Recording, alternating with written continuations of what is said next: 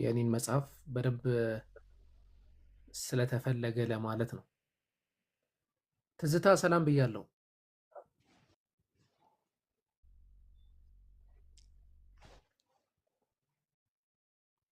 እንዴት ናችሁ? እንዴት ነሽ? ደህና ነሽ ወይ? አለሁ ደህና። ትናንት ኮሜንት ስጽፍ የነበርሽው ልጅ ነሽ አይደለ? አዎ ነኛው። ኦኬ፣ ጥያቄዎች ካሉሽ እንትን ማለት ትችያለሽ። እሺ በመሰረቱ ማለት ነው። እሺ እሺ እኔ ጠቅለል ያለ ጥያቄ ነበረኝ። እሺ ችግር የለውም ጠይቂ። የተለየ የማውቀው ነገር ስለሌለ እዚህ ላይ ብዬ አተኩሬ የምጠይቀው ሳይሆን እንደ አጠቃላይ ለማወቅ።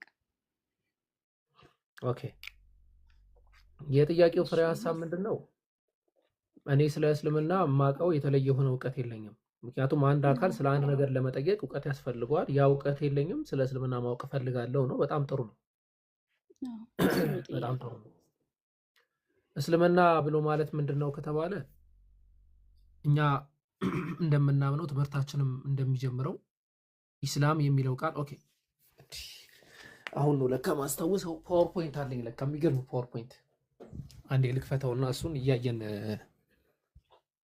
እንሞግታለን። አላህ ማብራት አልመጣም አየር ላይ። ኦኬ ኦኬ ኦኬ። ስለዚህ ጥሩ ነው። አንዴ በቃ የመውጣት ሀሳባችንን ትተነዋል። ይወጣል ብላችሁ የወጣችሁ ሰዎች ተመለሱ። ከንስለነዋል የመውጣት ሀሳባችንን። ስልኬን ቻርጅ ልሰካና ፕሮግራማችንን እንጀምር። እሺ ቢስሚላህ አርራህማን አርራሂም።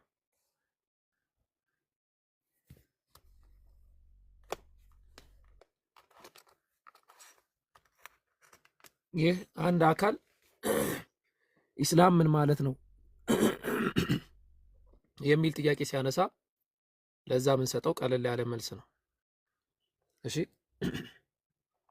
ስለ እስልምና ነው የጠየቀችው አጠቃላይ ማለት ነው። እስልምና ምን ማለት ነው ነው የልጅቷ ጥያቄ እና አብራራላት። እስልምናን ከቋንቋ አንጻር እስልምናን ስናብራራው ምን ማለት ነው ከተባለ ሰላም ማለት ነው። ኢስላም ብሎ ማለት ሰላም ማለት ነው፣ ከቋንቋ ይዘት አንጻር ማለት ነው።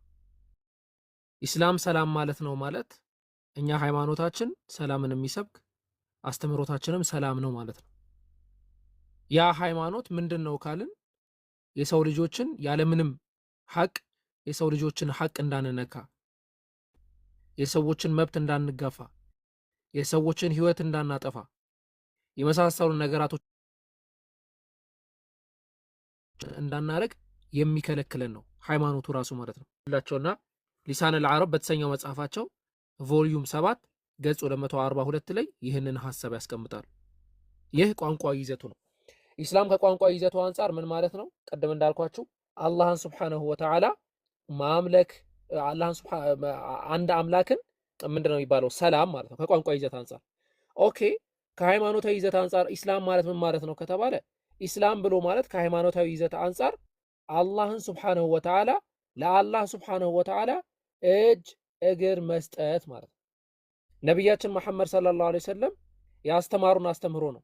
ኢስላም ብሎ ማለት ለአላህ ሱብሓነሁ ወተዓላ እጅ እግር መስጠት ነው። አሁን ይህንን ከምን ማስረጃ እንደምሰጣችሁ ላሳያችሁ። የሂብሩ እንግሊሽ ሌክሲከን አለ። የኦልድ ቴስትመንት ወይም ደግሞ የብሉይ ኪዳን የሂብሩና የእንግሊሽ ሌክሲከን ላይ ብራውን ድራይቨር ብሪንግስ ተብሎ የሚጠራ መጽሐፍ ነው። ብራውን ማለት ራሱን የቻለ ምሁር ነው። ድራይቨር ብለን የምንጠራው ራሱን የቻለ ምሁር ነው። ብሪንግስ ብለን የምንጠራው ራሱን የቻለ ምሁር ነው። በ1906 የተሰራ ሌክሲከን ነው። ሌክሲከን ማለት በእንግሊሽ በጀርመንኛ ቋንቋ የዊሊያም ጌኔሲስን መጽሐፍ እንደ ዲክሽነሪ ነገር ማለት ነው። ልክ ሂብሩ ቃል ላይ የምናገኛቸውን ቃላቶች ማብራሪያ እንደማለት እና 3 ምሁራኖች በሰጡት ማብራሪያ ላይ እንዲህ ብለው ያስቀምጣሉ። ይህንን ቃል ራሱ ማለት ነው ኢስላም ወይም ደግሞ ሰላም የሚለውን ቃል አስመልክቶ ይህንን ነገር ያስቀምጣሉ። ያው ሌላ ማስረጃ ማለት ነው። ኦኬ ሪዛይን ኦር ሰሚ ዋንሰልፍ ቱ ጋድ ስፔሻሊ ቱ ጋድ አለ። እዚህ ጋር አይታይም፣ በዚህ ላሳያችሁ። ሰሚት ዋንሰልፍ ስፔሻሊ ቱ ጋድ አለ። ወይን ፓርቲሲፐልስ ምን ተብለው ይጠራሉ አለ? ሙስሊም ተብለው ይጠራሉ አለ። ለአንድ አምላክ መታዘዝ ነው። በቃ ስፔሻሊ ለአንድ አምላክ መታዘዝ ሙስሊም ነው ተብሎ የሚጠራው አለ። ኤንድ ሪሊጅኑ ደግሞ ኢንፊኒቲቭ ኢስላም ተብሎ ይጠራል ብሎ ነው ያስቀመጠው። ኢስላም ማለት ሪሊጅኑ ነው አሉ። ሃይማኖት ነው ሙስሊም ነው ብሎ ያስቀመጡ ነው። ይሄንን ፖይንት ራሳይሽ ነው የፈለኩት። ስለዚህ እስልምና ብሎ ማለት አንድ አምላክን የማምለክ አስተምሮ ነው። አንድ አምላክን ብቻ ማምለክ ነው። ኦኬ አንድ አምላክ ማምለክ ሲባል አንድ አምላክን ያመለከ ሁሉ ሙስሊም ነው ወይ? ለምሳሌ አንድ አምላክን የሚያመልኩ ሊኖሩ ይችላሉ። ያ አንድ አምላክ ደግሞ ላም ሊሆን ይችላል። እንደዛ ማለት አይደለም። ይህ ጨዋታ ነው። ያ አንድ አምላክ አላህና አላህ መሆን መቻል አለበት። ሱረቱል አንቢያ ምዕራፍ 24 አንቀጽ 108 ላይ ቁል ኢነማ ዩሓ ኢለየ አነማ ኢላሁኩም ኢላሁን ዋሂድ፣ ወደ እናንተ ወደ እኔ የሚወርደው ነገር አንድ ነገር ነው። ምን? አነማ ኢላሁኩም ኢላሁን ዋሂድ፣ ጌታችሁ አንድ ነው፣ ፈጣሪያችሁ አንድ ነው። ማን ነው እሱ? አላህ ነው። ከዛ ምን አለ? ፈሀል አንቱም ሙስሊሙን፣ ለእርሱ ታዛዦች ናችሁ ወይ በላቸዋል። ሙስሊም ናችሁ ወይ? ለዛ ለአንድ አምላክ ታዛዥ ናችሁ ወይ? እኛ ሁሉንም የሚወክል እኮ ነው አንድ አምላክ ማምለክ፣ ለአንድ አምላክ መታዘዝ የሚለው ቃል። ሰው እንዴት ሙስሊም አልሆንም ብሎ እንዴት ይሞግታል? ሰው እንዴት እስልምና ስተት ነው ብሎ እንዴት ይሞግታል? ሙስሊም ብሎ ማለት እኮ ለአንድ አምላክ እጅ እግር መስጠት ማለት ነው። የአንድ አምላክ እንደው በአትሪቢዩት መከፈል፣ ይሄ ነው አምላክ ብሎ ማስቀመጥ። ሱረቱል በቀራ ምዕራፍ 2 አንቀጽ 128 ላይ ረበና ጌታችን አሉ ይላል። ማን ያለው? ኢብራሂም። ማን ያለው? ኢስማዒል። ረበና ወጀዐልና ሙስሊመይን፣ ጌታችን ሆይ ለአንተ ሙስሊሞች አድርገናል። ወሚን ዙርየቲና ኡመተን ሙስሊመተን ለክ፣ ከእኛም ከዘሮቻችን ሙስሊም ኡመቶችን አድርግልናል። ባይብልም ላይ እንዞራለን ከፈለጋችሁ። ነቢያቶች በሙሉ ሙስሊም አድርገን ብለው ነው የለመኑት። ለአንተ ታዛዥ አድርገን ብለው ነው የለመኑት። ከአንተ ጋር በመስማማት ሰላምን የምናገኝ ሰዎች አድርገን ብለው ነው የለመኑት። እንቀጥላለን። አሁን ሱረቱል ዒምራን ምዕራፍ 3 አንቀጽ 67 ላይ ኢብራሂም ይሁዲም ክርስቲያንም አልነበረም አለ፣ ግን ወደ ቀጥተኛው ሃይማኖት የተዘበበለ ሙስሊም ነበረ፣ ከአጋሪዎችም አልነበሩም አለ። ሙስሊም ነበረ፣ ሐነፍ ነበረ፣ የሐነፊን መንገድ የሚከተል ነበረ። ሐነፍ ማለት አንድ አምላክ የማምለክ አስተምሮ ማለት ነው፣ እስልምና ማለት። ነቢያቶችም በዚህ በሐነፍ መንገድ ላይ ነው የነበሩ።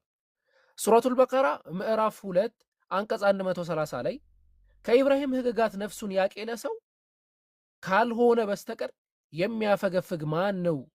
በቅርቢቱም ዓለም በእርግጥ መረጥ ነው አለ፣ በመጨረሻይቱም ዓለም እርሱ ከመልካሞቹ ነው አለ። ስለ ኢብራሂም ሲያወራ ቀጠል አደረገና ምን አለ? ጌታው ለእርሱ ታዘዝ ባለው ጊዜ መረጠው፣ ለዓለማት ጌታ ታዘዝኩኝ አለ ይላል።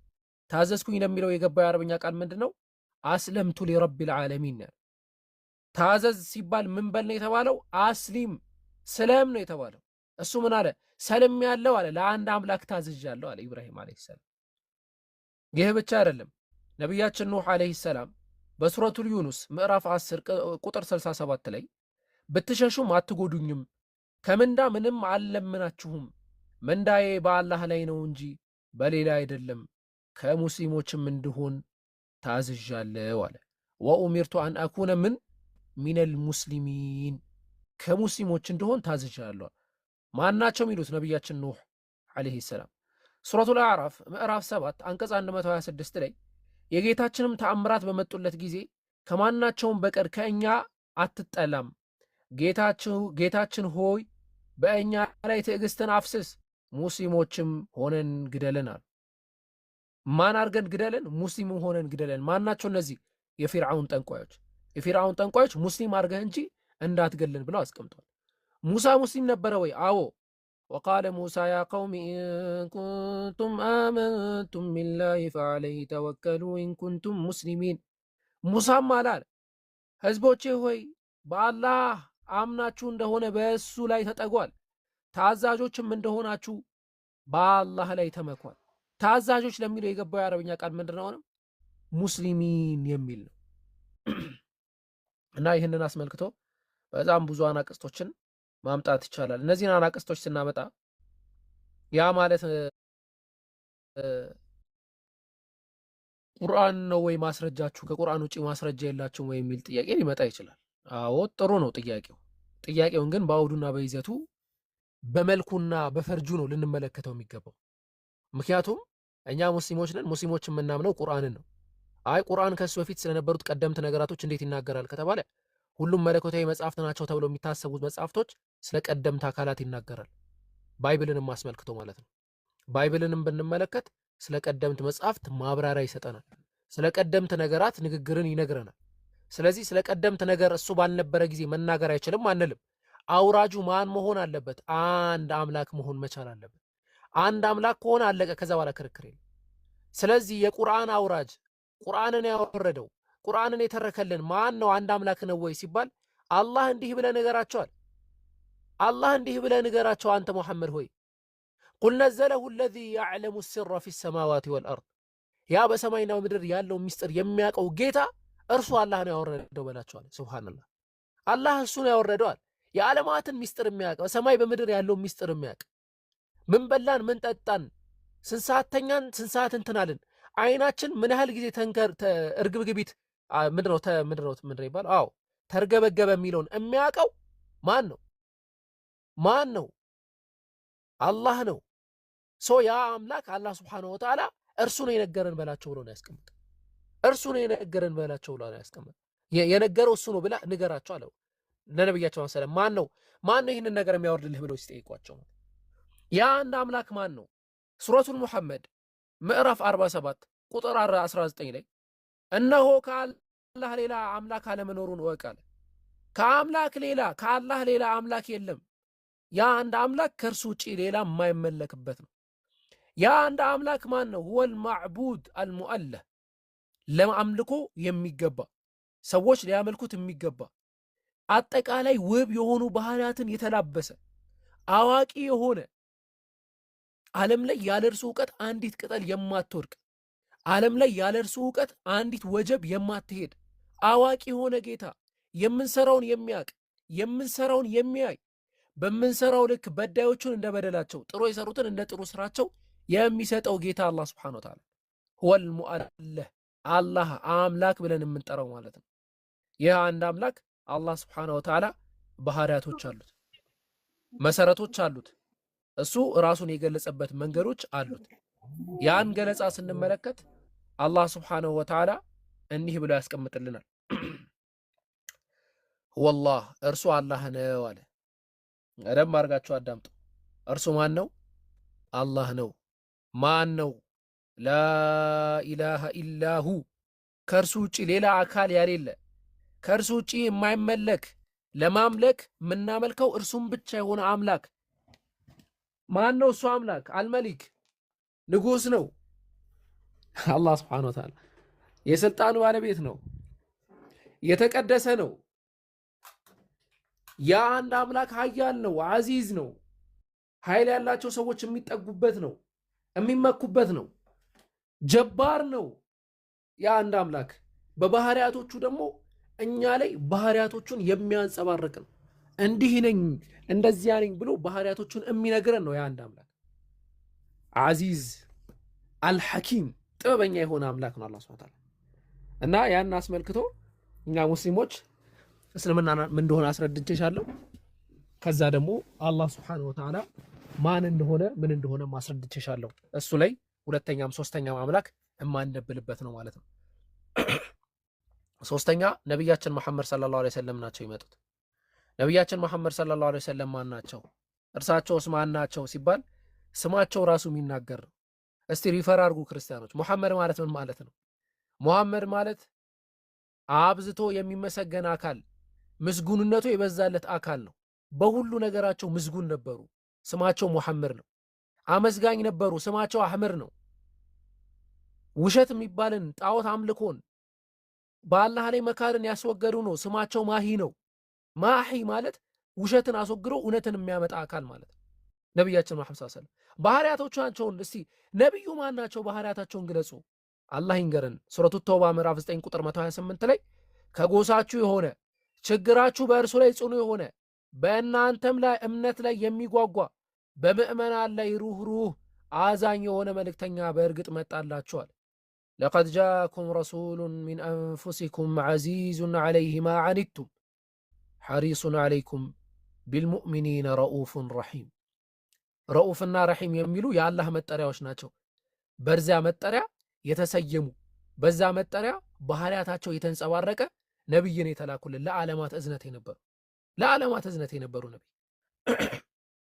እንስሳቶች መጥተው እሳቸው ጋር ነብዩ መሐመድ ሰለላሁ ዐለይሂ ወሰለም ጋር መተው ምንም ያረጉ ነበር ወቀሳ የሚያቀርቡባቸው ነብያችን መሐመድ ሰለላሁ ዐለይሂ ወሰለም ነበር በደንብ አድርጎ ያስቀምጣል አላህ ሱብሓነሁ ወተዓላ ስለ ባህሪያቸው በደንብ አድርጎ አላህ ስለ ባህሪያቸው ይተርክልናል እሳቸው ጦርነት ሄደው ተዋግተው አሸንፈው አንገታቸውን ደፍተው ያለ ኩራት ዝቅ ብለው የሚሄዱ ነበሩ ኩራት ያልነበረባቸው ምድር ላይ ሲኖሩ አላህን ብቻ በማምለክ አላህን ብቻ በማጥራት የኖሩ ናቸው ነብዩ መሐመድ ሰለላሁ ዐለይሂ ወሰለም 64 ዓመት በምድር ላይ ይኖሩ 40 ዓመቱን ከነብይነት በፊት በእስልምና መንገድ ላይ ሙስሊም ሆኖ የቆዩ ከዛ ከ40 ዓመት በኋላ በነበራቸው ሂደት ላይ ቁርአንን ባለ 23 ዓመታት ተቀበለው ያንን ያስተማሩ ዓለም ላይ በእስልምና የሚነሳ ማንኛውንም ጥያቄ መልስ ይሰጡ ነብያችን መሐመድ ሰለላሁ ዐለይሂ ወሰለም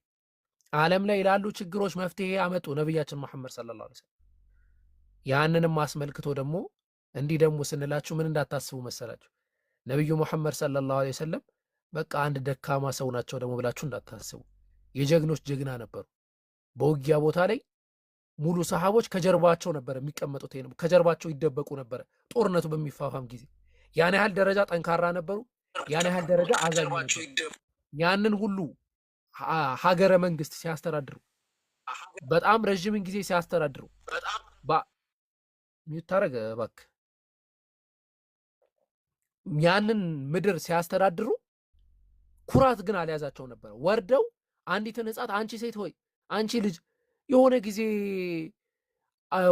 ወፌ እግሯ ተሰብሯል ብለሽኝ ነበር እንዴት ናት ተሻላት ወይ ብለው የሚጠይቁ ነብይ ናቸው መሐመድ ሰለላሁ ዐለይሂ ወሰለም እንግዲህ በሀገራችን መንግስቶች ወይ ደግሞ በመታቋቸው መሪዎች እንዳዳኟቸው የዚህን ያህል ደረጃም ነበሩ በዛን ያህል ደረጃ ደግሞ ጠንካራም ኃይለኛም ነበሩ ነብያችን መሐመድ ሰለላሁ ዐለይሂ ወሰለም ማለት ነው ዊል ዱራንት ሂስትሪ ኦፍ ፌዝ በሚለው መጽሐፉ ላይ እንዲህ አይነት ነገር ያስነብበናል በጣም በቃ አይምሮዬን ነው የሳበኝ ይዤው ስለነበረ ነው አረቦች ይላል በጣም ኢሊትሬት ነበሩ አለ ኢሊትሬት ነበሩ ምንም የማያውቁ ማንበብ መጻፍ የማይችሉ ነበሩ አለ ነብዩ መሐመድ ሰለላሁ ዐለይሂ ወሰለም ኢሊትሬት ነበሩ ማንበብ መጻፍ አይችሉም ነበር አያነቡም አይጽፉም እና ማንበብና መጻፍ አለመቻላቸው ግን አለ ለዓለም በጣም ወሳኝ የሚባለውን መጽሐፍ ቁርአንን ከማበርከት ወደ ኋላ አላረጋቸውም ማለት በዛ ምድር ላይ አረቦች በጣም በቃ ደካማ የነበሩ ማህበረሰቦች ናቸው በረሃ ላይ የነበሩ ናቸው ድሆች ናቸው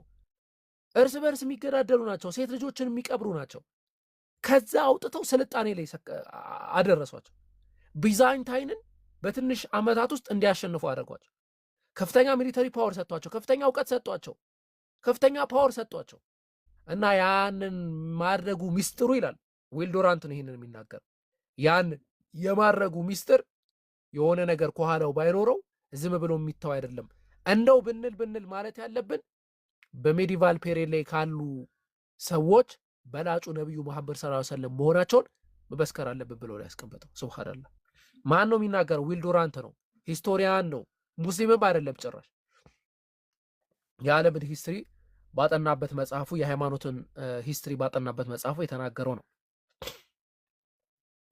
እሺ እኚህ ነብዩ መሐመድ ሰለላሁ ዐለይሂ ወሰለም እስቲ ቁርአን ላይ አንዳንድ የተገለጹ ነገራቶችን እንመልከት ሱረቱል ሙናፊቁን ምዕራፍ 63 ቁጥር 1 አላህ እንዲህ ይላል إذا جاءك المنافقون قالوا نشهد إنك لرسول الله والله يعلم إنك لرسوله والله يشهد إن المنافقين لكاذبون منافقان በመጡ ጊዜ አንተ ያላህ መልእክተኛ መሆንህን በእርግጥ ምለን እንመሰክራለን ይሉሃል አለ አላህም አንተ በእርግጥ መልእክተኛው መሆንህን ያውቃል የአላህ መልእክተኛ ናቸው የአላህ ሱብሓነሁ ወተዓላን መልእክት ይዘው የመጡ ናቸው ማናቸው አሁንም ሱረቱ አሊ ኢምራን ምዕራፍ 3 አንቀጽ 164 ላይ አላህ በምእመናኖች ላይ ከጎሳቸው የሆነ በእነርሱ ላይ አንቀጾችን የሚያነብ የሚጠራቸውም መጽሐፍና ጥበብን የሚያስተምራቸው የሆነን መልእክተኛ በውስጣቸው በላከ ጊዜ ይላል لقد من الله على المؤمنين إذ بعث فيهم رسولا من أنفسهم ከነሱ የሆነ መልእክተኛ يتلو عليهم آياته የአላህን አንቀጾች የሚያነብላቸው ويزكيهم የሚያጠራቸው ወዩዓሊሙሁም ልኪታበ ወልሕክማ መጽሐፍንና ጥበብን የሚያስተምራቸው ወኢን ካኑ ሚን ቀብሉ ለፊ ضላሊን ሙቢን ከሳቸው በፊት ግን ግልጽ የሆነ ጥመት ላይ ነበሩ ብለው ነው የሚያስቀምጡት ነቢያችን መሐመድ ሰለላሁ ዐለይሂ ወሰለም። እኚህ ነቢይ ለማን የተላኩት? ለጎሳ ነው ወይ የተላኩት? ለሆነ ሀገር ነው ወይ የተላኩት? ሱረቱ ሰባ ምዕራፍ 34 ቁጥር 28 ላይ አንተም ለሰዎች ሁሉ በመላ አብሳሪ አስፈራሪ አድርገን ቢሆን እንጂ አላክንህም ይላል አላህ ሱብሓነሁ ወተዓላ። ወማ አርሰልናከ ኢላ ካፈተን ሊናስ ካፋ ጠቅላይ የሆነች ቃል ናት። ለሁሉም ሰው ነው የላክንህ። ነቢያችን መሐመድ ሰለላሁ ዐለይሂ ወሰለም በሐዲስ ላይ ከሌሎች አንቢያዎች በብዙ ነገር ተለይቻለሁ፣ ከዛ መካከል ለዓለማት ነው የተላኩት ብለው ነው ያስቀምጡት። እኚህ ነቢይ ማካነ ሙሐመዱን አባ አሐድ ሚን ሪጃሊኩም ወላኪን ረሱለላህ የአላህ መልእክተኛ ነበሩ። ወኻተመ ነቢይን የነቢያትን መደምደሚያ ነበሩ። ይሄ ነበረ ስማቸው፣ ማንነታቸው ማለት ነው።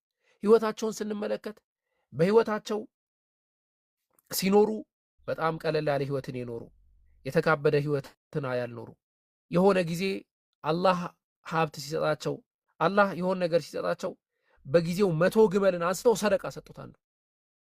አንዱ ሄደና አንተ ያላህ መልእክተኛ ነህ ይሁዲ ነው ሰደቃ ስጠኝ አሉት። በቃ ቸግሮኛል የሆነ ነገር ስጠኝ አላቸው። 100 ግመል አንስተው ሰጡት። ደነገጠ። እረ ህዝቦች ያለ ይሄ አካል ነብይ ነው። 100 ግመል ማለት 100 ቦይንግ ነው። በአሁን ጊዜ ቦይንግ አይሮፕላን ታውቃላችሁ አይደል? ያን ያህል ቢሆን ነው በዛ ጊዜ ሑምር የሆኑ በጣም ውብ የሆኑ 100 ግመሎችን አንስተው ሲሰጡት ሻሃዳ ነው የያዘው ቀጥታ። ምክንያቱም ይሄ ምን አይነት ሰው ነው አለ። ረሃብን የማይፈራ የሆነን ነገር የማይፈራ ምን አይነት ነብይ ነው? ሰው ሻሃዳ ነው የሚይዘው አለ ቀጥታ። ዘን የዚህን ያህል ደረጃ ህይወትን የኖሩ ናቸው። ተርበዋል፣ ተጠምተዋል፣ ተደብድበዋል፣ ብዙ ነገር ተደርገዋል። ያ ሁሉ ግን የአላህን መንገድ ማቅናትና ማቅናትን መሰረት ያደረገ ነቢያችን መሐመድ ሰለላሁ ዐለይሂ ወሰለም ጦርነት ላይ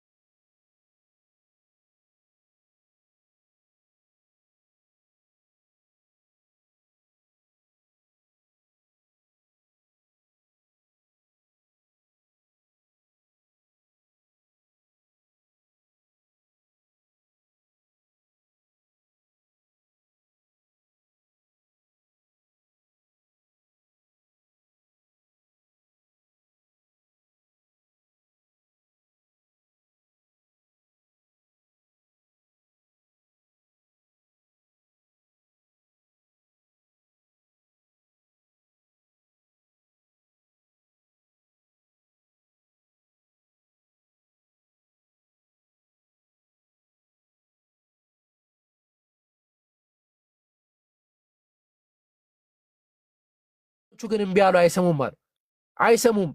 ወቃሉ ቁሉቡና ፊ አኪነቲን ሚማ ተድዑና ኢለይህ ወፊ አዛኒና ወቅሩ ወሚን በይኒና ወበይኒከ ሒጃብ ወስተግፊሩህ ወወይሉን ሊልሙሽሪኪን።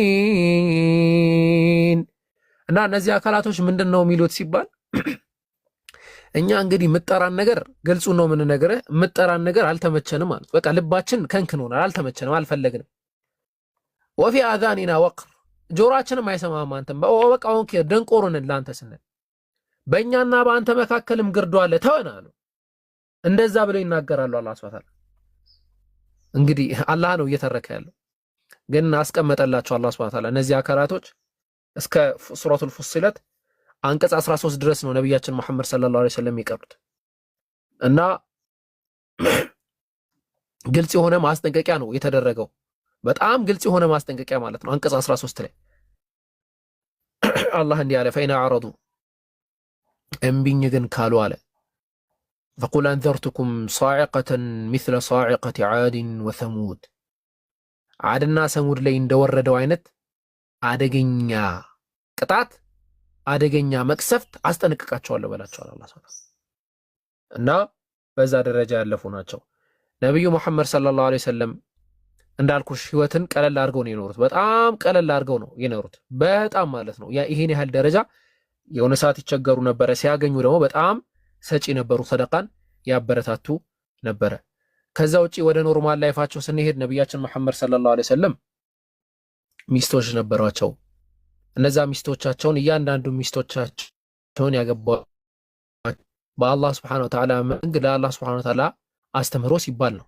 ኸዲጃ ረዲየላሁ ዐንሃ በጣም ታግዛቸው ነበረ። በእድሜ ከሳቸው በጣም ትበልጥ ነበረ እና በዛ በለጋነት እድሜያቸው ነብዩ መሐመድ ሰለላሁ ዐለይሂ ወሰለም የለጋነት ስሜት ወንድ ልጅ እንግዲህ እንደሚታወቀው ሁሉም የራሱ የሆነ ስሜት አለ። በዛ በለጋነት ስሜት ግን ተታለው ወይ ደግሞ ያ ስሜት ኖሯቸው ወይ ደግሞ ያው ስተት አልነበረም።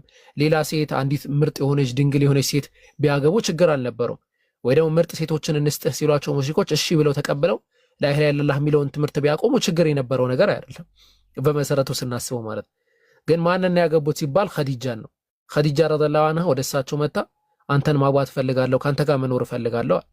ነብያችን መሐመድ ሰለላሁ ዐለይሂ ወሰለም ኦኬ አሉ። ለሷ ለኸዲጃ ምህር ሰጥተው በጣም ውድ የሚባሉ አይ ቲንክ ወደ 100 ግመል አንዳንዶቹ በወርቅ ደረጃ የተመኑ አሉ። ወደ 100 ግመል ምህር ሰጥተው ኸዲጃን አገቧት ማለት። ከዛ ኸዲጃ ረዲየላሁ ዐንሃ ለሳቸው በጣም የህይወታቸው መሰረት ነበረች። በጣም ምርጥ ሚስታቸው ነበረች። ሶ ኸዲጃ ረዲየላሁ ዐንሃ ደግሞ ወደ ነብያችን መሐመድ ሰለላሁ ዐለይሂ ወሰለም ላይ ትሞታለች ከትንሽ ጊዜ በኋላ ማለት። እሳቸው ስትሞትባቸው ነብያችን መሐመድ ሰለላሁ ዐለይሂ ወሰለም አንዲትም ሴት ጋር አላገቡም ነበር 2 ዓመት ሙሉ። አስቡት እንግዲህ 2 ዓመት ሙሉ ወጣትነታቸውን የፈጁት ከኸዲጃ ጋር ነው። ከዛ በኋላ 2 ዓመት ሙሉ አላገባቸው ነበር። ከዛ አንዲት ሴት ወደ ነብያችን መሐመድ ሰለላሁ ዐለይሂ ወሰለም ጋር መጣ። ያ ረሱላህ አንተ የአላህ መልእክተኛ ሆይ አላ ተተዘወጀ አታገባም ወይ አለቻቸው። ለምን አታገባም? ሳታገባ ብዙ ቆይተሃል። እስቲ ማንን ነው ማገባው? ማን ነው አሉ። አይ 2 አካላቶች ናቸው፣ ቢክራን ወሰይባ። ቢክራ አለች ድንግል የሆነች ከፈለክ ደግሞ ኖርማል ከዚህ በፊት ተገብታ የተፈታች አለች አለቻቸው።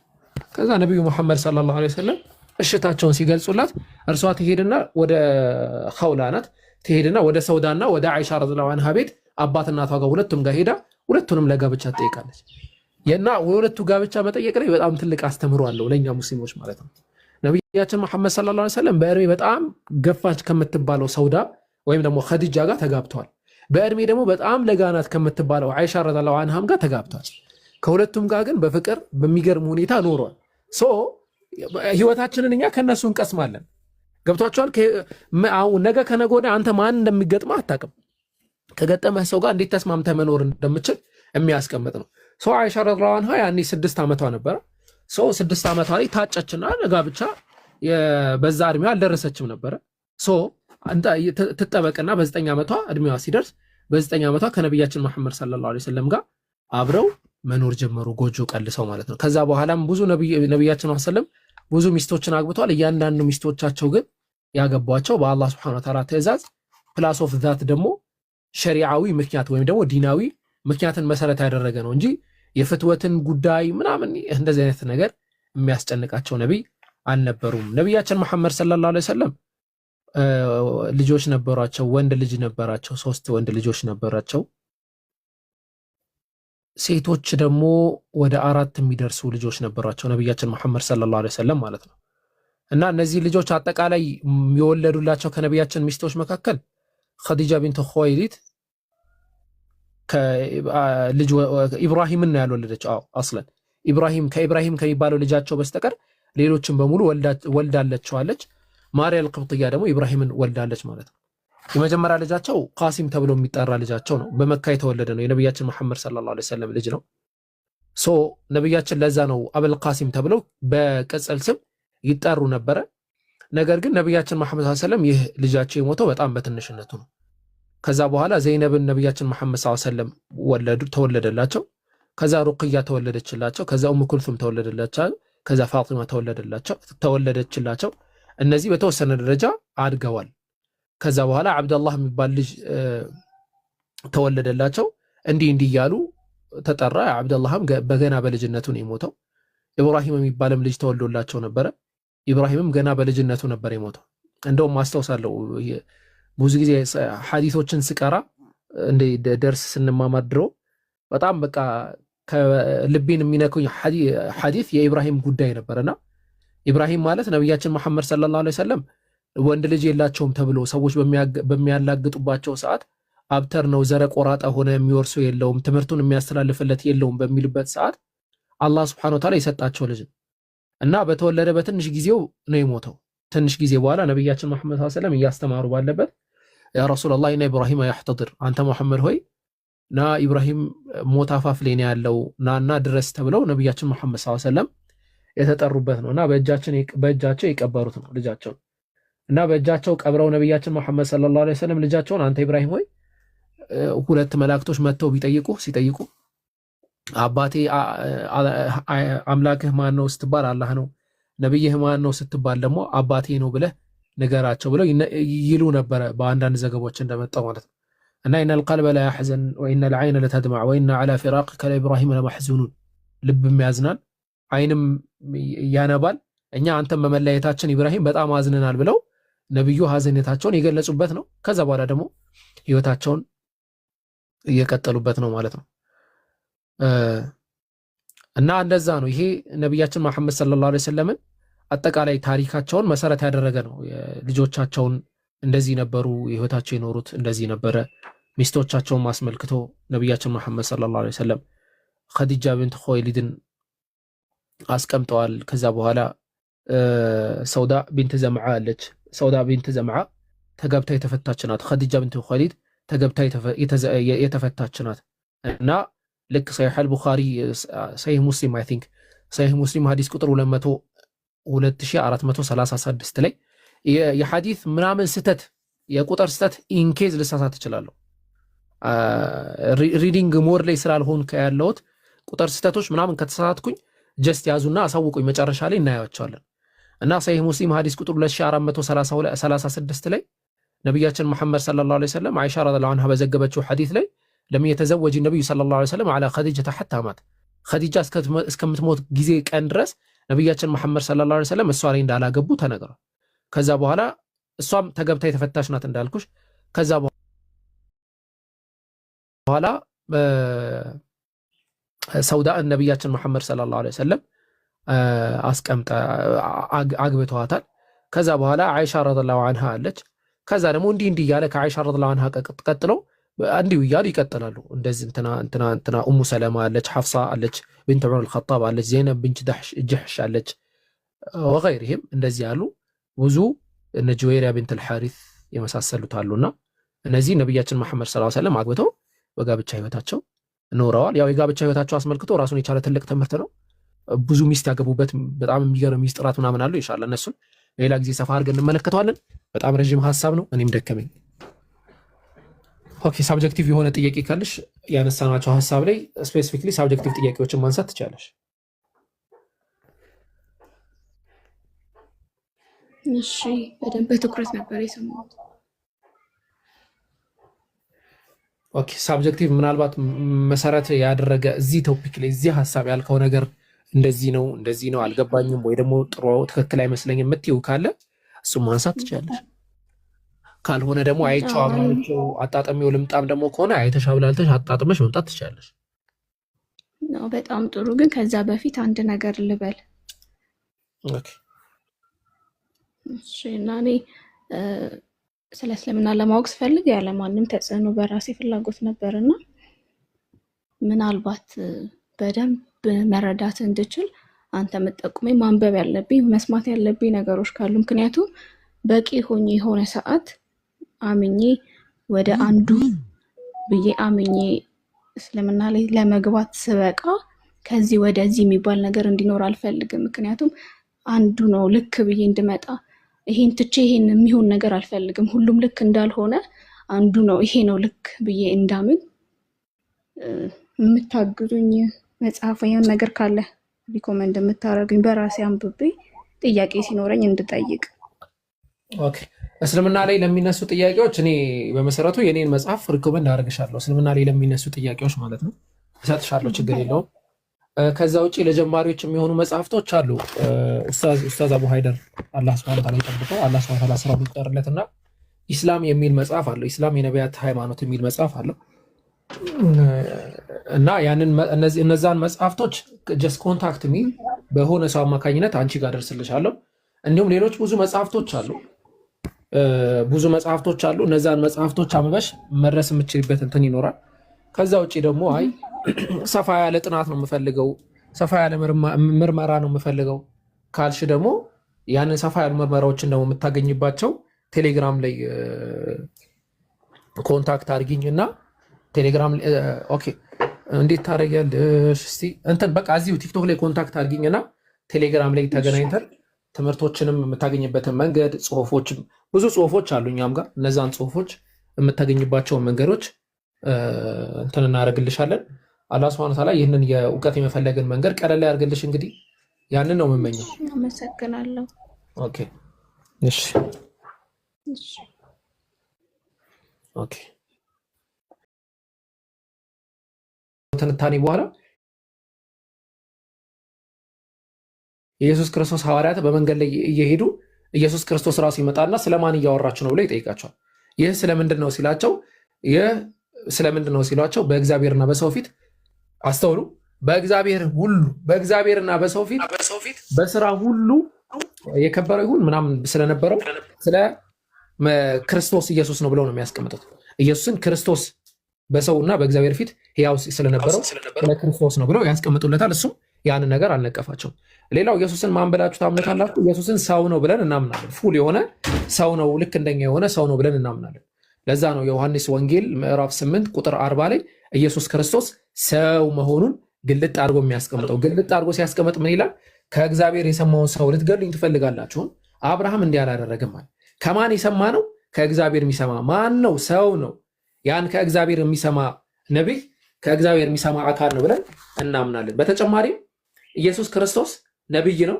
ነቢይ ስለነበረው የቀደመው ማርቆስ ጥቅስ ላይ ነቢይ ስለነበረው ነው የሚለው ጥቅሱ። መሲህ ነው። ከዛ በኋላስ ምንድን ነው? ከእግዚአብሔር የሚሰማ የነበረ አካል ነው። ያ ነው ዮሐንስ ወንጌል ምዕራፍ 17 ቁጥር 3 ላይ የዘላለም ሕይወትን ብቻ እውነተኛ አምላክ የሆንክ አንተም የላከውም ኢየሱስ ክርስቶስ ያውቁ ዘንድ ይህች የዘላለም ሕይወት ናት ይላል። ሰው ኢየሱስ ክርስቶስ እንደዛ ነው ብለን እናምናለን። ይህ አስተምሮ የእኛ ብቻ አስተምሮ አይደለም። አምላክና ኢየሱስ ክርስቶስን መለየት የሚጀምረው ከኛ አይደለም፣ በመሰረቱ ማለት ነው። ከኛ ሳይሆን ሀሳቡ መጀመሪያ ደረጃ የሚጀምረው በደንብ አድርጋችሁ አስተውሉ። መጀመሪያ ደረጃ የሚጀምረው ከሐዋርያት ነው። ሐዋርያት ከዛ በኋላ ደግሞ ከሐዋርያት ቀጥሎ የመጡት ትላልቅ አበዎች አፖስቶሊክ ፋዘርስ ብለን የምንጠራቸው ሙሉ በሙሉ ኢየሱስ ክርስቶስን ከአምላክ ለይተው ነበር የሚያስቀምጡት ሙሉ በሙሉ ማለት ነው። እነ ኢግናሽየስን መመልከት፣ እነ ክሌመንትን መመልከት ይቻላል። ለምሳሌ ኦልደስት የሆነው ወይም ደግሞ በጣም የቆየው የሐዋርያን አበው ወይ ደግሞ የሐዋርያት ተማሪ በማን ነው? ኤፌሶን ላይ ተጠቅሶ ፊልጵስዩስ ላይ ተጠቅሷል ክሌመንት እና ፊልጵስዩስ ላይ የተጠቀሰው ክሌመንት ኦፍ ዘ ሩም ተብሎ የሚሰኘው አካል ወደ ሆነ ከተማ በጻፈው የቤተክርስቲያን ደብዳቤ ላይ ምን ብሎ ነው ያስቀመጠው?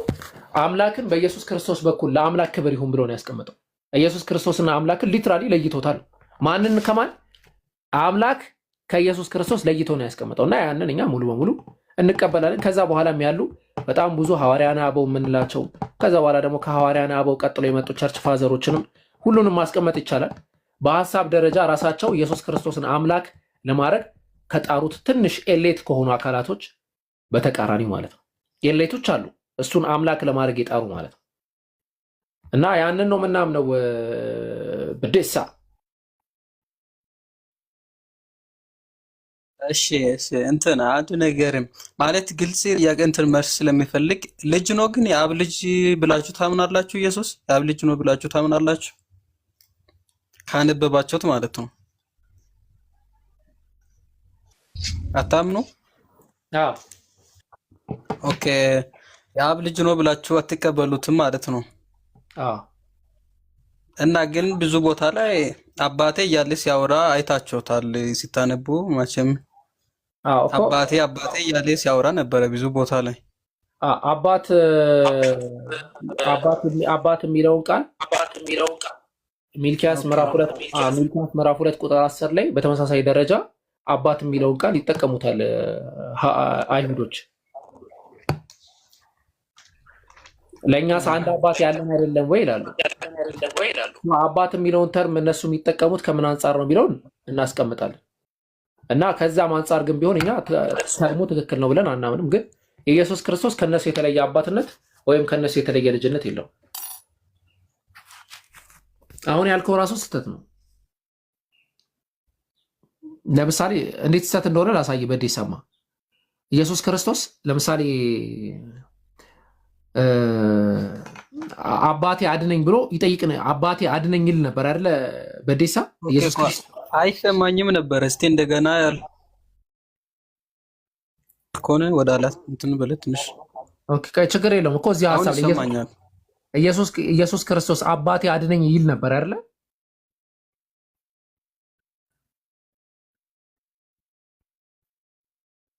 በዴሳ አዎ። እሺ ኢየሱስ ክርስቶስ አባቴ አድነኝ ሲል የሚናገረው መለኮቱ ነው አባቴ አድነኝ የሚለው ወይስ ስጋው ነው? ኦኬ እኮ እዚህ ጋር እኮ አይነጣጠልም እኮ ልጁ የእግዚአብሔር ልጅ ነው እሱ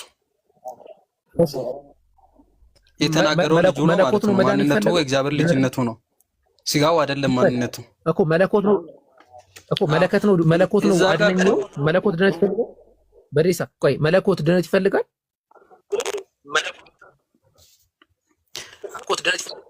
አምላክ እንደሆነም አት ሴም ታይም የእግዚአብሔር የሱ ልጅ እኮ ነው፣ የአብ ልጅ ነው ኢየሱስ። እሱን አልጠየኩም። መለኮት ድነት ይፈልጋል ወይ? መለኮት ነው ወይ አድነኝ የሚለው ወይስ ስጋ ነው አድነኝ የሚለው? ለምን? እሺ እዛ ጋር እኮ እንደዛ የጸለየበት ምክንያት የዓለምን ሁሉ ኃጢአት ሊሸከም ስለሆነ ነው። አልጠየኩም ምክንያቱን አይደለም። አድነኝ ያለው መለኮት ነው ወይስ ስጋ ነው? መለኮት ነው ካልክ መለኮት ድነት ይፈልጋል ወይ? አምላክ ነው። እዛ ጋር አድነኝ ያለ ኢየሱስ ራሱ ነው የተናገረው። ቃሉን አንክድም እንግዲህ። ኦኬ አምላክ ነው ድነት የፈለገው? አምላክ ነው አባቱ እንዲያድን የጸለው። ኦኬ አምላክ አባት አለው? እሺ አንደኛ ነገር ኢየሱስ ክርስቶስ የእግዚአብሔር ልጅ ነው ስንል እሺ እንዲገባ እኮ ነው። ኖ በቃ ብለሃል። ቆይ ብለሃል። በጣም ጥሩ። እዛ ጋር የተናገረው ማን ነው ብሎናል? አምላክ ነው አለኝ። አምላክ ድነት እየፈለገ ማለት ነው። ሱብሃንአላህ። አምላክ አድነኝ እያለ አምላክ ድነት የሚፈልግ ከሆነ እንዴት ያንን አካል ይሄ እኮ እኛ ልናድነው መተባበር አለብን እንጂ እንዴት ነው የምናመልከው? ድነት እየፈለገ አምላኩ ስጋ ነው ወይ ብዬ እድል ሰጡት። አይ አይደለም አምላኩ ነዋል። ምክንያቱም ችግር ይፈጠራል ስጋ ነው ካል አውቆታል። ከዚህ በፊት አውርተንበታል። አይ ቲንክ እንዴት አምላክ ድነት ይፈልጋል? አምላክ አድነኝ ይላል። አምላክ ዓለማትን የፈጠረ ድህነት ከማን ነው ይፈልገው? አይ አምላክ ልጅ አባት አለው ተባለ። አምላክ አባት አለው ወይ? አዎ አባት አለው። ኦኬ አምላክ አባት የሌለው አምላክ አለው ወይ ብለን እንጠይቃለን። አባት የሌለው አምላክ አለው ወይ? የለም ከተባለም ችግር ነው፣ አለም ከተባለም ችግር ነው። አባት የሌለው አምላክ የለም ከተባለ ኦኬ አብ አባት አለው ወይ ብለን እንጠይቃለን። የለም። አይ የለም ከተባለ ሰው አባት አብም መንፈስ ቅዱስም አምላክ አይደሉም ማለት ነው። ይሄ ኢሎጂካል ነው። ምን እንረዳው ማንችለው ነው። ትክክለኛ ነገር አይደለም። አካሄዱ ስህተት ነው። አምላክ አንድ ነው። የሚወልድ የሚዋለድ የሚባዛ አይደለም። የሚወልድ የሚዋለድ ነገር የሚወረስ ወይም ደግሞ ስልጣን ማካፈል የሚፈልግ አካል ነው። አምላክ እንዴት እንደዚህ ይሆናል? እንዴት ለአምላክ እንደዚህ አይነት ቦታ ትሰጣላችሁ? አላህ ለዛ ነው ከቁርአን ላይ ወማ ቀደሩላህ ሐቅ ቀድሪሂ ብሎ የሚያስቀምጠው። አላህን የሚገባውን ያክል እንትን አላሉትም ነው የሚለው። የሚገባውን ያክል ክብር አልሰጡትም ነው የሚለው። እንዴት አምላክ ላይ እንደዚህ አይነት ጨዋታ እንጫወታለን? እንዴት አምላክ ላይ እንደዚህ አይነት ሐሳቦችን እናነሳለን? ይህ ስህተት ነው። አሁንም በዴሳ ሐሳባችን ላይ ስቲክ እናድርግና ሐሳቡ ላይ ብቻ እንቀጥል። እሺ እንዲያብራራ እኮ እድል ስጠኝና ይሄ ኢየሱስ ኦርኖ ስላልሆነ በደንብ ማብራራት ያስፈልጋል እዚህ ጋር ማለት ነው። ያልኩበት እንትን ቃል ጋር በጣም ማብራራም ያስፈልግ ስለሆነ ላብራራው አሁን ያልኩትን ማለት ነው። አንደኛ ነገር ኢየሱስ ክርስቶስ የእግዚአብሔር ልጅ ነው ስንል አት ዘ ሴም ታይም እያልን ያለ ነው አምላክ ነው ኢየሱስ እያልን ነው ያለ ነው። እንዴት እንደዛ ትላላችሁ ብላችሁ ከጠየቃችሁኝ አንደኛ ነገር ሰው የሚወልደው ወስ ደግሞ ከሰው የሚገኘው የሰው ልጅ ሰው ነው እንትን መውለድ የሚችለው ማለት ነው። ሰው የሚያስገኘው ራሱን ሰውን ነው መልሶ ማለት ነው። ስለዚህ የእግዚአብሔር ልጅ ነው ስንል እግዚአብሔር ሰውን አይደለም የወለደው፣ ሰውን ሳይሆን ራሱን የሱን ኔቸር አለበት እግዚአብሔር። ስለዚህ ሰውን ሲወልድ ሰውን ያስገኛል፣ ሁለት ሰው ይሆናል። እግዚአብሔር አምላክ ያስገኛል። ኦኬ እግዚአብሔር አምላክን ያስገኘው እና በቃ ልጅ ሲባል እኮ በቃ እንደዛ እኮ ነው፣ ያው ስም ነገር ነው። ኢየሱስ ክርስቶስ ከአብ ነው የተገኘው፣ የአብ ግኝት ነው ኢየሱስ ክርስቶስ። እሺ ከአባትና ከልጅ ማን ነው የሚቀድመው? እንግዲህ አባት ነው። ኦኬ ከአብና ከኢየሱስ ክርስቶስ ማን ይቀድማል? አባት ነው አልኩ። ኢየሱስ እኮ የእግዚአብሔር የአብ ልጅ እኮ ነው። በጣም ጥሩ። ስለዚህ አምላክነቱን የሰጠው ማወቅ አለብን። እዚህ ጋር አምላክነቱን የሰጠው አብ ራሱ ነው ለኢየሱስ ማለት ነው። ኔቸሩን ስለተካፈለም ልጁም ስለሆነ ዮሐንስ ጥቅስ ሊሰጥ ይችላል። ቆይ ችግር የለውም። እሺ ቆይ ወደ ጥቅስ ይሰጣል። ስለዚህ ኢየሱስ ክርስቶስ ያልነበረበት ጊዜ አለ ማለት ነው። በአብ ውስጥ ነበረ ከማቸም እንትና ለዛ በደንብ እንትን ስለማይሰጥ ነው እንጂ በአብ ውስጥ ነበረ ኢየሱስ ከዘላለም በፊት። በአብ ውስጥ ማለት ያ በአብ ውስጥ ማለት በአብ ውስጥ ማለት እኔም መብራሪያ መስጠት አልችልም። እንግዲህ ከሱ እንደተገኘው ዓለማት ሳይፈጠሩ በፊት ዓለማትን በራሱ ልጅ እንደፈጠረ ቃሉም ይናገራል። ስለዚህ የእግዚአብሔር ልጅ ኢየሱስ ክርስቶስ አብ ውስጥ አለ ወይ? እንደኛ ቦዲ ነው ምን ውስጥ ያልከው በውስጡ ነበር አልከን። እንግዲህ እኛ ውስጥ አለ ስንል እንግዲህ ወይ አሁን አንድ ሴት ልጅ ላይ እርጉዝ ስትሆን ልጅ በውስጡ አይኖርም። እንደዛ ነው ወይ የነበረው ወይስ እንዴት ነው ውስጥ ስትል? ለሱማ ማብራሪያ መስጠት አልችልም። ማንም ኦኬ ማብራሪያ መስጠት አላውቅም። እኔም ማውቀው ነገር እግዚአብሔር ቃል የምናገረው መናገር እችላለሁ። አብ ወልዶታል ኢየሱስ ክርስቶስን። አይ የእግዚአብሔር ቃል የምናገረው ኢየሱስ ክርስቶስ የአብ ልጅ እንደሆነ ነው። እሱ ደግሞ አብ ደግሞ የእሱ አባት እንደሆነ ነው። ይለያያል። ይሄን መመለስ ይችላል። ይለያያል። ቆይ ለምሳሌ አንድ ሰው ተነስቶ በደንብ ላሳይህ። አባት ልጅ እና መውለድ የሚባሉ ሁለት በጣም የተለያዩ ነገራቶች ነው። ለምሳሌ እኔ እዚህ ያሉ ምናልባት ያስተማርኳቸው ሰዎች ካሉ ለነዛ ላስተማርኳቸው ሰዎች አባት ሆኗል። ግን ምን አይነት አባት ነው መሆኑ? ወልጃቸዋለሁ ማለት ነው። እስቲ እንደገና በደንብ ምሳሌውን እኔ ለምሳሌ ለተማሪዎቼ አባት ነኝ። ለተማሪዎቼ አባት ነኝ ሲባል ወልጃቸዋለሁ ማለት ነው ወይስ ከማስተማር አንጻር ነው አባት የተባልኩት? በማስተማር አንጻር ነው። በተመሳሳይ ደረጃ እነሱ ልጆች ሲባሉ ከማስተማር አንጻር ልጆች ሊባሉ ይችላሉ አይደል? ስለዚህ አሁን የምሰጠን ጥቅስ ምንድነው? ልክ ሚልኪያስ ምዕራፍ 2 ቁጥር 10 ላይ እኛ ሁላችንም አንድ አምላክ ያለን አይደለም ወይ? አንድ አባትስ ብሎ ያስቀምጣል። ያስገኛቸው አንድ አባት ነው ያለን ብሎ ያስቀምጣል። አባታችን ነው ከእግዚአብሔር አባታችን ከጌታችንም ኢየሱስ ክርስቶስ ጸጋና ሰላም ለእናንተ ይሁን ይላል። ኢየሱስ ክርስቶስ ብዙ ሐዋርያቶች ማለት ነው እነ ኢግናሽየስም ቀደም ስጠቅስልህ የነበሩት እነ ክሌመንት ኦፍ ዘ ሩምን ጨምሮ እነ ሄርማንስ እነ ፖሊካርፕስ እነዚህ ሁሉ የሐዋርያት ተማሪዎች በሙሉ ከእግዚአብሔር አባታችን ብለው ያስቀምጣሉ። አባታችን ሲባል የተፈለገው ነገር ወልዶናል ማለት አይደለም። አንተ ምን ታደርጋለህ? ኢየሱስ ክርስቶስን አምላክ እንደወለደው የሚያሳይ አንድ ጥቅስ ስጠን። እኔም እኮ ይሄንን እኮ ማብራሪያ መስጠት አልችልም አልኩ እኮ ወልጃለሁ ብሏል። እሺ አብን ኢየሱስን ወልጃለሁ ብሏል እኮ እንደዚህ አይደለም። ድንግል በስጋ ነው የተወለደው። እንግዲህ የስጋ ነው። አሁን ለምሳሌ የተገለጠው በማርያም ወለደችው። ምን አልከኝ? ስለዚህ አምላክ እኔ ወልጃለሁ ብሎ ተናግሯል ወይ? የተናገረበት ቦታ ማለት ልጅ እንደሆነ እየተናገረ ነው። እንግዲህ በሁለት መንገድ መፍታት የሚችለው እናንተም ልጅ እንደሆናችሁ ተናግሯል። ቆይ እናንተም ልጅ እንደሆናችሁ ተናግሯል። እሱ አይደለም ፖይንቱ። ልጅ እንደሆነ ተናግሯል፣ አምላክ እንደሆነ ተናግሯል፣ አባት እንደሆነ ተናግሯል ሳይሆን ወልጃለሁ ብሎ የተናገረበት ቦታ አለ ወይ? እንደወለደው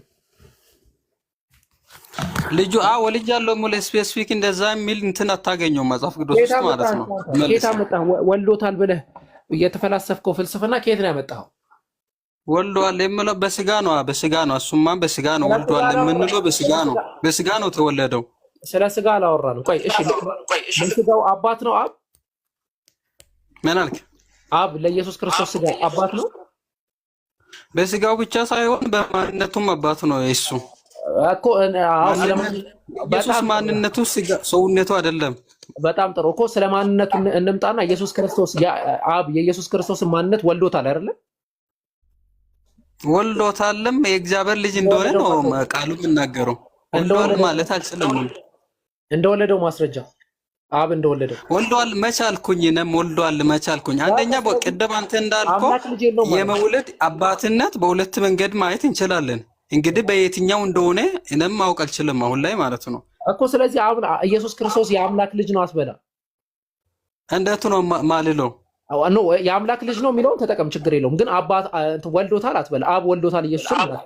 አዎ እንደዛ። አዎ በዛማ እንስማማለን፣ በዛማ መንገድ ማየት እንችላለን። ግን ማመን አለብን፣ መቀበል አለብን ነገር ኢየሱስ የአብ ልጅ እንደሆነ ነው ማለት ነው። ልጁ እንደሆነ ማለት ነው። ይሄንን መቀበል አለብን። የጸጋ ልጅ ማለት ከማህፀን ወልዶታል ነው። የጸጋ ልጅነት ነው እንደኛ ወይስ ከማህፀን ወልዶታል?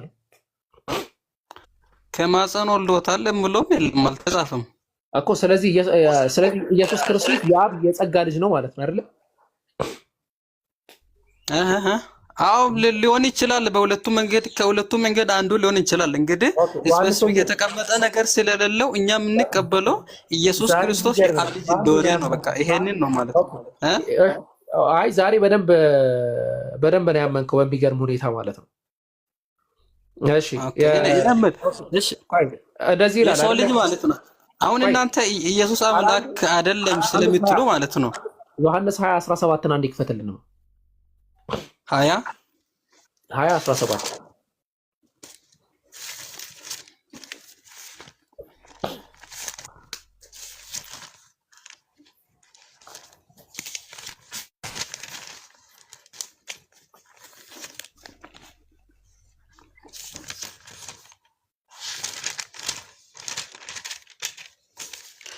እሺ ላምቢ ወስታ ነባለህ።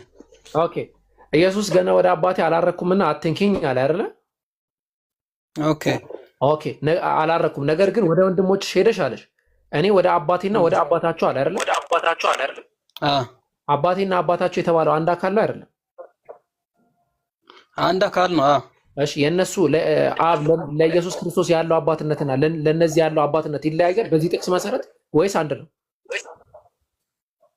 ለማን ያለውና ለማን ወደ አባቴና ወደ አባታቸው አለ። ኦኬ እኮ ይለያያል ወይስ አንድ ነው? አንድ ነው። ጥቅሱ አንድ ነው አባታቸው። በቃ ቴንክ ዩ ጨርሻለሁ። እሺ ቆይ ሌላ ጥቅስ ልስጥ እና አሁንም በዛ ጥቅስ ላይ አንተም ሀሳብ ትሰጣለህ። እሺ ዮሐንስ ምንም ይል የፈለከው? እሺ ዮሐንስ 6 ማለት ነው። ዮሐንስ 6 42 አውጣልኝ። እሺ 6:42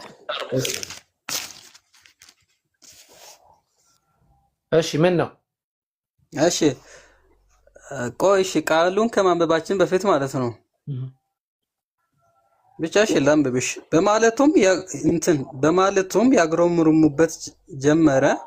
ደግሞም ይህ አባቱን እና እናቱን የምናውቃቸው የዮሴፍ ልጅ ኢየሱስ አይደለምን? ታዲያ አሁን እንዴት ከሰማይ ወረድኩ ይላል አሉት።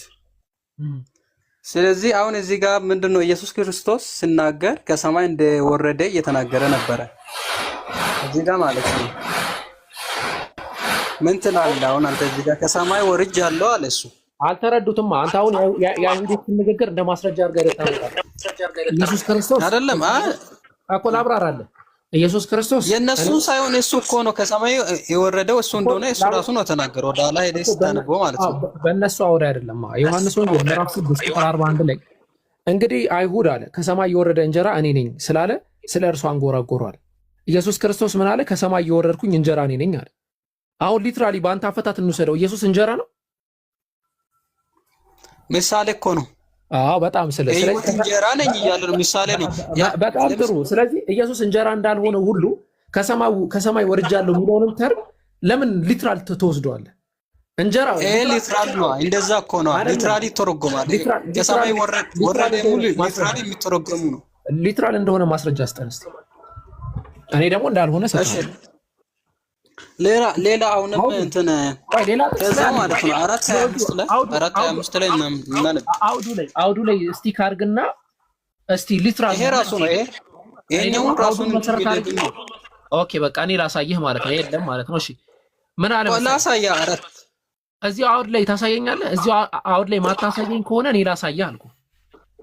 ምንድነው የምታሳየኝ? እኮ ጌታ ኢየሱስ ክርስቶስ ከሰማይ እንደወረደ ብዙ ቦታ ላይ ተናግሯል። አንድ ቦታ ላይ ብቻ አይደለም። ሁሉም ኢየሱስ ክርስቶስ ከሰማይ ተወርዷል የሚሉ ቃላቶች እንትኖች አይደሉም፣ ሊትራል የሚወሰዱ ለምን ሊተረጉም ቃሉን ሊተረጉምና አንተ ከዛ በኋላ ሐሳቤን ትታለህ። አይ አይደለም። ኢየሱስ ክርስቶስ ከሰማይ ነው የወረደው ወይስ ከማህፀን ነው? ከሰማይ ነው የወረደው። ከማህፀን ግን ወደ ዓለም ሲገለጥ ግን ስጋ ከማራሚ ስጋ ነስቶ ተገለጠ እንጂ እዛ በማህፀን ውስጥ የተፈጠረው አይደለም። ማንነቱ ማለት ነው። ኢየሱስ ማህፀን ነበረ ግን እዛ ውስጥ አልተፈጠረም። ስጋው ነው የተፈጠረው። ስጋው ነው ከማራሚ ማህፀን የተወለደው። ስለመፈጠር አይደለም። ቆይ ስለዚህ ማህፀን ኢየሱስ ክርስቶስ ከሰማይ ወርዶ አምላክ ማርያም ማህፀን ውስጥ ገብቶ ነው? ስለዚህ አምላክ ማርያም ማህፀን ውስጥ ገብቷል። ኢየሱስ ማለት ነው እግዚአብሔር ልጅ አምላክ እኮ አምላክ ገብቷል ማርያም ማህፀን ውስጥ። ስጋ ነስቶ ነው የተወለደው እንደ ሕፃን ልጅ 42 ላይ እንግባ። አባትና እናቱን የምናውቀው ይህ የዮሴፍ ልጅ ኢየሱስ አይደለምን? እንግዲህ አለ ከሰማይ ወርጃለሁ እንዴት ይላል አሉ አይደለ? አይሁዶች አንተ እንደምትወስደው ሊትራሊ ነው የተረዱት አይደለ? አይሁዶች ሊትራሊ አንተ እንደምትረዳው ነው የተረዱት አይደለ? ቀጥታ ከሰማይ ዱብ ብያለሁ እያለ ነው ብለው ነው የተረዱት አይደለ? ለምሳሌ እነሱ ቀጥታ እንደዛ ነው ተረዱት። አንተ እንደተረዳው ማለት ነው። ቆይ አንዴ ቆይ፣ እነዚህ ስለዚህ አትበላ። ኢየሱስ ክርስቶስ ደግሞ ማብራሪያ ያስፈልጋል እኮ ቆይ ኢየሱስ ክርስቶስ አብዝቶ ምን ይላቸዋል ታውቃላችሁ? እኔ የምነግራችሁን ነገር አትረዱኝም ይላቸዋል። አይሁዶች አይረዱትም ነበር አይደል? እኔ መንፈሳዊ ነገር ሳወራ እነሱ ስጋዊ ነገር ያወሩታል አይደል? ባይዘው አይሁዶች አልተቀበሉም። ለዛ እሱ ከሰማይ ወረድኩ ስላለ ተቃወሙ እንጂ አጉረመረሙ እንጂ አልተቀበሉትም። ተቀበሉ እኮ አላልኩም። ተቀበሉ ትክክል ነበረ ማለት ነው። አልተቀበሉትም። ቆይ አይደለም፣ ተቀበሉ እኮ አይደለም። ኢየሱስ ክርስቶስን ሁሌ የሚሉት ነገር አለ የምታስታውስ ከሆነ ኢየሱስ የሚለው ነገር አለ። ሁሌ ሲናገር ስለ ምድራዊ ነገር ሲያወራቸው እነሱ ስለ ስጋዊ ነገር ያወራሉና ሁሌ ስለ ምድራዊ ነገር ሳወራ እናንተ ስለ ስጋዊ ነገር ታወሩኛላችሁ ብሎ ይናገር ነበር አይደል ኢየሱስ ክርስቶስ? በተመሳሳይ ደረጃ እዚህ ጥቅስ ላይ እንምጣና ኢየሱስ ክርስቶስ ምን ብሎ እንደመለሰላቸው አውዱ ዘግቶታል። ኢየሱስም እነሱ እኮ አሁንም ቢሆን ተቃራኒ ናቸው ከኢየሱስ እኮ። የኢየሱስም መልስ አንድ ልስጥህ እባክህ፣ እኔ ስለ አረዳድ ነው የማወራው። ኢየሱስም መልሶ እንዲህ አላቸው አለ፣ እርስ በእርሳቸው አታጉረምርሙ፣ የላከኝ አብ ከሳበው በቀር ወደ እኔ ሊመጣ የሚችል የለም አለ። ወደ እኔ ሊመጣ የሚችል የለም ሲል ስለ አስተምሮ ነው የሚያወራው ወይስ ስለምንድን ነው? ምን ማለት እንዴት ማለት? ኦኬ አሁንም እደግምልሃለሁ። ኢየሱስ ክርስቶስ ለነሱ መልስ ሲሰጥ ምን አለ መሰለ? የላከኝ አብ አታጉረምርሙ ካላቸው በኋላ የላከኝ አብ ከሳበው በቀር ወደ እኔ ሊመጣ የሚችል ማንም የለም አለ። አሁንም መልሼ የምልህ ነገር የላከኝ አብ ከሳበው በቀር ሲል መሳብ የሚለው ሊትራሊ ወደ ሰማይ መሰቀልን ነው የሚያወራው ወይስ ደግሞ የኢየሱስ ክርስቶስ አስተምሮን ነው የሚያወራው? ስለ ትምህርቱ ነው የሚያወራው። ስለ ትምህርት ነው አይደለም የሚያወራው? እሺ እኔም በመጨረሻ ቀን አስነሳዋለሁ አለ። ስለዚህ እግዚአብሔር ይህንን ሐሳብ ሲያወራ የህይወት እንጀራ እኔ ነኝ እያለ ነው አይደለም? ኢየሱስ እያለ ነው ያለው። ያ የህይወት እንጀራ ትምህርት ነው አይደለም? ትምህርት ነው ግን እንደዛው እውነት ነው። የህይወት እንጀራ እሱ ነው። ቆይ አንዴ፣ ያ እንጀራ ከሰማይ ወርዷል አልወረደም? ወርዷል። ቴንኪው። ስለዚህ ቀጥታ የወረደው የኢየሱስ ክርስቶስ አስተምህሮ እንጂ የኢየሱስ ክርስቶስ ስጋ አይደለም። ዮሐንስ ወንጌል ምዕራፍ 6 ቁጥር 48 ላይ የህይወት ወደ ሌላ እንዳትሄድ እዛው ጥቅስ የዮሐንስ ወንጌል ምዕራፍ 6 ቁጥር 46 ላይ 48 ላይ የህይወት እንጀራ እኔ ነኝ አለ ኢየሱስ ክርስቶስ። ያ የህይወት እንጀራ ከየት ነው የመጣው? ያ አስተምህሮ ከየት ነው የመጣው ሲባል እንግዲህ ምን ብሎ ኢየሱስ ክርስቶስ ተናገረ? እኔ አለ ከሰማይ የወረድኩኝ እንጀራ እኔ ነኝ አለ። ስለ ትምህርት እያወራ ነው። ስለ ትምህርት ለማውራት ወዛው ቀጠል አደረገ። መልሶ እንዲህ አላቸው፣ አታጉረምርሙ አላቸው። ስለ ስጋዊ ስለ መንፈሳዊ ነገር ሲነግራቸው ስለ እነሱ ስለ ስጋ ያስባሉ። አታጉረምርሙ አላቸው። የላከኝ አብ ከሳበው በቀር ወደ እኔ ሊመጣ የሚችል የለም። ስለ ትምህርቱ እያወራ ነው። ሁሉም ከእግዚአብሔር የተማሩ ይሆናሉ ተብሎ በነቢያት ተጽፏል። እንግዲህ ከአብ የሰማ የተማረ ሁሉ ወደ እኔ ይመጣል። ስለ ትምህርቱ ነው እንጀራ እያለ የሚያወራው። እኔ የህይወት እንጀራ ነኝ እያለ ነው። ያ እንጀራ ከሰማይ ነው የወረደው። የነቢያት አስተምሮ ከሰማይ ነው የወረደው። ከሰማይ ከወረደ አስተምሮ በስተቀር ሌላ ትምህርት የለም። ኢሳይያስ ምዕራፍ 54 ቁጥር 13 ላይ ልጆችሽም ሁሉ ከእግዚአብሔር የተማሩ ይሆናሉ፣ የልጆችሽም ሰላም ብዙ ይሆናል አለ። ስለዚህ ስለዛ ትምህርት እያወራ እንጂ ያለው አንተ እንዳልከው ሌላ ነገር አይደለም። ኢየሱስ ክርስቶስማ የማርያም የማህፀን ፍሬ ነው። ሉቃስ ወንጌል ምዕራፍ 1 ቁጥር 42 ላይ የማህፀንሽ ፍሬ የተባረከ ይሆናል። የማህፀን ፍሬ ነው፣ የተሰራ ነው። እና ያንን መሰረት አድርጎ ነው ሙግቱ። ይሄ እንትን ማስረጃ መረጃም ሊሆን አይችልም። ሌላ ማስረጃ ካለ ቀጥል። እሺ ቆይ አሁን አንተ የራስን ማብራሪያ ሰጥተሃል። እኔም ደግሞ የራስን ማስብበትን ማብራራበትን እዚህ ላይ ሀሳብ መስጠት ፈልጋለሁና መጀመሪያ ያን ጥያቄ ልጠይቅና እግዚአብሔርን ያየ ሰው አለ እንደ እግዚአብሔርን የሚያይ ሰው እግዚአብሔርን ማየት ይችላል? ማንም አላየው። እግዚአብሔርን አይም አይደለ? ኢየሱስም አላየው። እግዚአብሔርን አይቶ በህይወት መኖር የሚችል ሰው አለ? ኢየሱስም አላየውም እግዚአብሔር። ኦኬ እሺ፣ እዚህ ጋር ምን ይላል መሰለህ? ከእግዚአብሔር ዘንድ ከሆነው በቀር አብን ያየው ማንም የለም፣ አብን ያየው እርሱ ብቻ ነው አለው።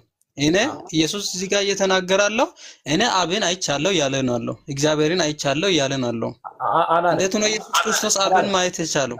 አውዱን ክፈተው አንብቦ እስቲ ከ46 ላይ እኮ እንም ሌላ ጥቅስ ላይ ይገባል። ያንን እንትን እዛ ነው፣ ወደ ሌላ አልገባሁም። እዛው ነኝ ያለው 646 እኮ ስለ ትምህርቱ እያወራን ነው። 646 ላይ ነው ይሄ ጥቅስ ያለው። ስለ ትምህርቱ እያወራን ነው። ትምህርቱን ተውከው። እሺ ወደዛ በኋላ ላይ ወደዛ ገባለሁ። እሺ ኢየሱስም መልሶ እንዲህ አላቸው፣ እርስ በርሳችሁ አታጉረምርሙ። የላከኝ አብ ካልሳበው በቀር ማንም ወደ እኔ መምጣት አልችልም፣ እኔም በመጨረሻው ቀን አስነሳለሁ። እሺ ደግሞም የአባቱን እና እናቱን የምናውቃቸው የዮሴፍ ልጅ ኢየሱስ አይደለምን? ታዲያ አሁን እንዴት ከሰማይ ወረድኩ ይላል? ስለዚህ አልተቀበሉትም ማለት ነው። ከሰማይ ወርጃለሁ ሲል ጌታ ኢየሱስ ይህን ነገር ሲል አይሁዳውያን አልተቀበሉትም። ምን ይላል? አጎረመረሙ ይላል። ስለዚህ እነሱ አልተቀበሉትም እንጂ እሱ በትክክል ቢቀበሉ እንደዛው ከሰማይ ወረደ። እነሱ የሚያውቁት ከዮሴፍ ልጅ የሆነ የጸራቢ ልጅ የሆነ ኢየሱስን ነው የሚያውቁት እና ወንድሞቹን እናቱን ያውቃሉና ስለዚህ በዚህ ምክንያት ሊቀበሉ በስጋ ተወልዶ እንግዲህ መካከላችሁ ነው ያደገውና በዛ ምክንያት ሊቀበሉ እንዴት እኛ የምናውቀው ልጅ ከሰማይ ወርጃለሁ እንዴት ይላል ብሎ አልተቀበሉትም። ግን ትክክለኛ ፍቺው ምንድነው? ከሰማይ ነው የመጣ ነው ኢየሱስ ክርስቶስ ሐሳቡ የመጣው ከሰማይ ነው የመጣው እያልን አለው። አብራራው ቀደም እኮ አምነህ ማለት ነው። አሁን ላነ መሸነፍ ኢየሱስ ክርስቶስ ምንድን ነው ያላቸው? ምንድን ነው ያላቸው? አዎ ስለ መንፈሳዊ ነገር እያወራቸው እንደሆነ ቆይ አንዴ የምትረዳበት ሌላ ጥቅስ ልስጥ። ተመሳሳይ ጥቅስ ማለት ነው። አልገባህም? ቅድም አምነህ ነበረ። አሁን ወደ በደንብ ገብቶኛል። እኔ በትክክል ነው የፈታው። አንተ እኔ በትክክል አልፈታው ጌታን ማለት ነው። በትክክል መብራሪያ አልሰጠም አንተ። እሺ ዮሐንስ ሲያጠምቀው የነበረው ጥምቀት ከሰማይ ነው ወይስ ከምድር ነው? ከሰማይ። ውሃው ከሰማይ ነው ወይስ ከምድር ነው? ውሃው ከምድር ነው። ኦኬ ከሰማይ የተባለው ምን ስለሆነ ነው? የአብ ቃል ስለሆነ ነው። ማርቆስ ወንጌል ምዕራፍ 11 ቁጥር 30 ላይ የዮሐንስ ጥምቀት ከሰማይ ነበረች ወይስ ከሰው ይላል አይደለ? ከዛ እነሱ ከሰማይ ነው ከሰው ነው ምን ብለው ነው የመለሱት?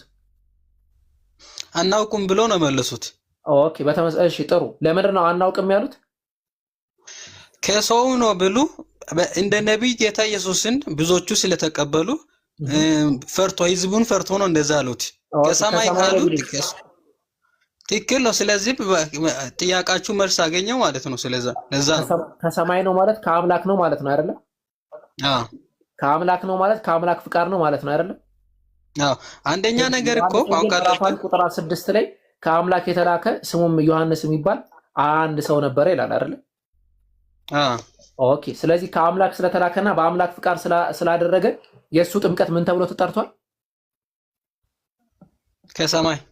ኦኬ የኢየሱስ ክርስቶስ ትምህርት በአምላክ ፍቃድ የመጣ ነው አይደለም? አምላክ ፍቃድ ነው። እሱንማ ትክክል እኮ ነው። ኦኬ ቃሉን የሰጠው አምላክ ነው አይደለም? አምላክ ነው። ኦኬ ያ ቃል የሰጠው ትምህርቱ እንጀራ ተብሏል አልተባለም? የሰጠው ቃል እንጀራ ተብሏል። እንጀራ ራሱ እኮ ቃሉ የሚናገረውም ብቻ ሳይሆን እሱ ራሱ እንጀራ ነኝ እያለ ነው ያለው ኢየሱስ እኮ። እንጀራ የተባለው ትምህርቱ ነው ወይስ አይደለም? ቃሉ ራሱ ፐርሰኑ እኮ ነው። ቃሉ አይደለም ኢየሱስ ክርስቶስ የእግዚአብሔር የሰጠው ቃልና ኢየሱስ ክርስቶስ አንድ ናቸው። እንጀራ የተባለው ራሱ ጌታ ኢየሱስ